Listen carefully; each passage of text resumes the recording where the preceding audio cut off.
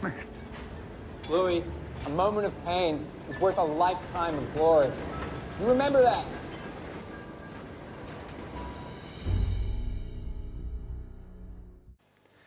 Hi, this is Revelational Youth. I'm Daniel Maher. This is my lovely wife Stephenie and our friend Leslie Turner. We're doing a story review on the life of Louis Zamperini. He started his life as an Italian immigrant to the US, but unfortunately he wasn't always treated very well by his peers, and Louis from an early age learnt to fight and he learnt to run. One day his brother Pete felt that all this fighting and running was setting Louis on a really bad road down to his own destruction. And so his brother Pete put him into training and encouraged him very strongly to race, to use his energy and his speed for running and track events. Louis, after a slow start, began to really take on this track and field very well. And eventually he began to set records. And soon enough, Louis was competing for the US in the Olympics. Now, Louis didn't win gold at the Olympics, but he did set a record for his final lap in the race, which is really amazing for someone who wasn't one of the top dogs at all. Another thing about that Olympics, though, was that it was the Berlin Olympics. Louis met Adolf Hitler, and World War II became the next chapter in Louis' story. Louis, like many other young men, became an air crewman on board a bomber flying over the Pacific. And while flying over the Pacific, Louis and the rest of his crew went down and were stuck in a life raft. Louis survived and was in the life raft with the captain, Phil, and also Mac, the rear gunner. Now, unfortunately for them, when they were eventually found after a grueling 47 days, they were discovered by the Japanese, not the Americans, and ended up in a prisoner of war camp. In this prisoner of war camp, they weren't treated with hospitality according to the Geneva Convention, but rather with brutality.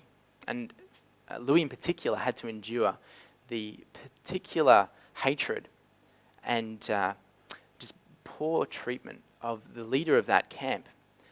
He was a man by the name of Matsuhiro Watanabe, but the prisoners called him the Bird. This story is a story about endurance and survival against all odds. It's a serious story, I think. So, Leslie, apart from serious, do you think this is a comedy, kind of funny story? Do you think it's a deep kind of story? Or would you say it's more of an action-packed thriller? I'd say it's a fairly serious film, and it's a true story, and also shows the resilience and courage of the protagonist, Louis. And the film just goes through his journeys and how and identifies the trials that he faced and how he dealt with them. So yeah. So Leslie, who's your favourite character? For me, my favorite character would be Pete, Louis' older brother, and he played a really important role in Louis' life, because he was a rebel. When you watch the film, you see that he was a rebel growing up, and even though he grew up in a Christian home and he had a good father who was respected in the town, and he was always mischief, and his brother saw that he could running from trouble and running into trouble, and he used that to race, and it was really important that his brother did that. Yeah, inspirational really, what a brother can do when he reaches out to his younger brother. What about you, Stephenie? What were your thoughts? What was your favourite character? Well, I like both Phil and Louis. Phil is the pilot of the plane that Louis is in, and they both show good strength of character. Well, Phil has good godly witness to those he interacts with, and Louis responds to his prayers and God's protection of strength. Yeah, prayer's an important part of the film, actually. Surprisingly enough, it's not a Christian film. The director is Angelina Jolie, as mentioned, and it's her first film. But she's, as far as I know, not setting out to make a Christian movie, and yet there's a lot of Christian themes. Prayer features a lot, Louis's mother prays for him early on in the book, and there's a connection there with the pilot Phil, who's also a Christian, and he prays. And when Louis tries to give him a hard time about praying, the pilot responds, sort of saying, yeah, lots of people pray. Louis is able to reflect that his mother also prays, and so even though Louis himself at this stage is not a Christian, he's getting exposed to these Christian influences that end up having a big impact on his life. So, what about your least favourite character? Steph, who would you say is your least favourite character in the film? Definitely the bird. The bird has a big hole in his heart, which he has from the past, and he uses that to fill with causing suffering to other humans. So this is the commandant, the leader of the the camp. bird, Yeah. the Japanese soldier in the camp, power camp. Other characters have a little annoying traits that people commonly don't like, but the bird has deep traits that are really terrible. Yeah, he's pretty twisted, really. And it's interesting you mentioned about the other characters. I mean, the bird is the classic villain, right? He's cruel, he's twisted, erratic, and yet there are many other people as well that are also show selfishness, and this is not just about one person's evil, but the evil that's in many people.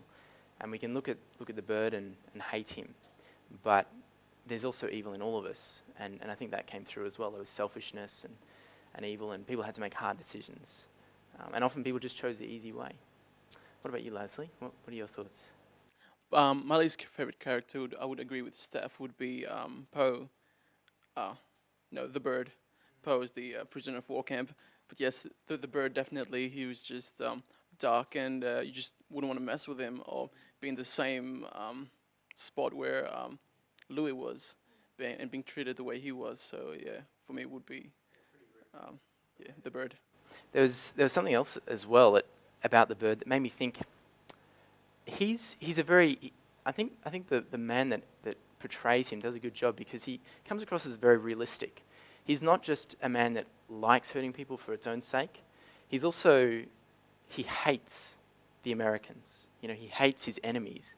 And there's a line where he says, "You're enemies of Japan. You'll be treated accordingly." And I think it just sums him up. You know, he sees these prisoners as his enemies. And even though he wants to be Louis's friend for some reason, at the same time, he wants to be his enemy, and that causes him to pick on Louis. So it's I think it's quite a deep film, really, because it explores especially the bird's character and why he does the evil things that he does. So what would you say, Steph, was a pivotal moment in the film?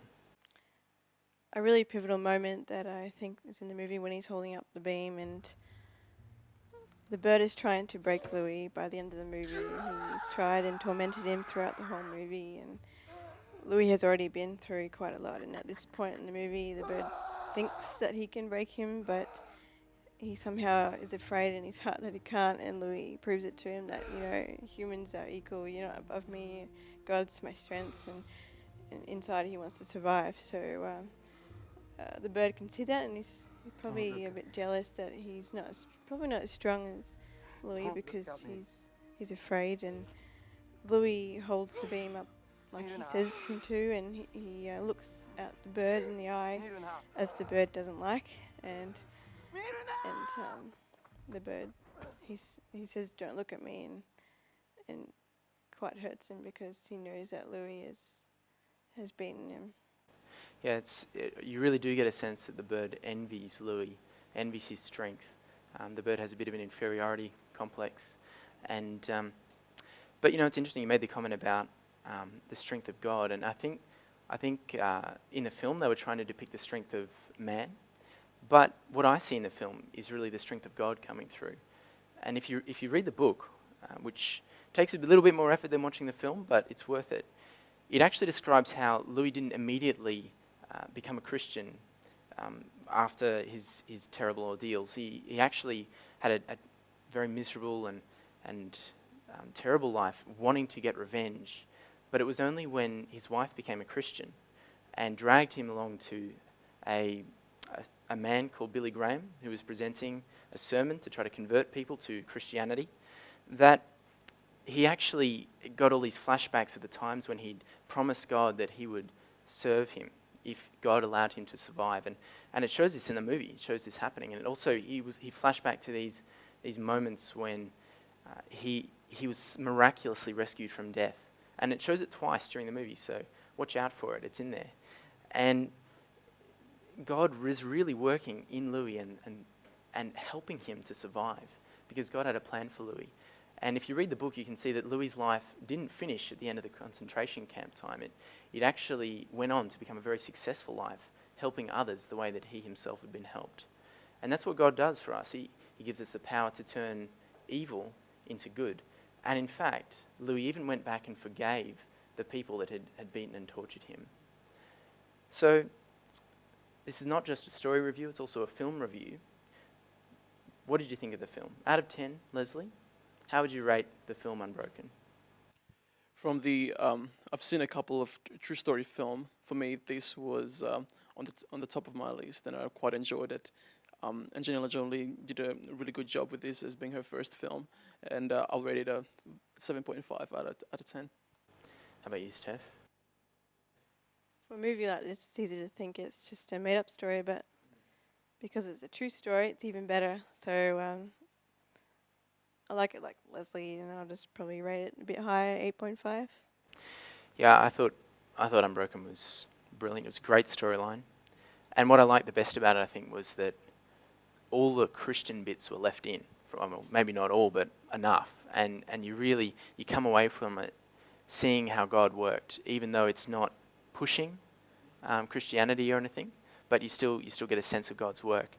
And so I'm a bit of a hard marker, and I'd give it a 7, but that's really good, especially for a first-time film by Angelina Jolie. So yeah, that's our story review. Hope you liked it. And make sure, if you liked it, you watch the next one that we got coming up. Thank you for watching our first Revelational Youth Story Review. If you'd like to subscribe, do so. It's just down there with the button near the description. Also, if you have any individuals' stories that you think are incredible that could preferably be on a story review in the future, please send us that information at our email, which will be revelationalyouth@gmail.com. No spaces and no capitals. And don't forget, like, share, and get involved.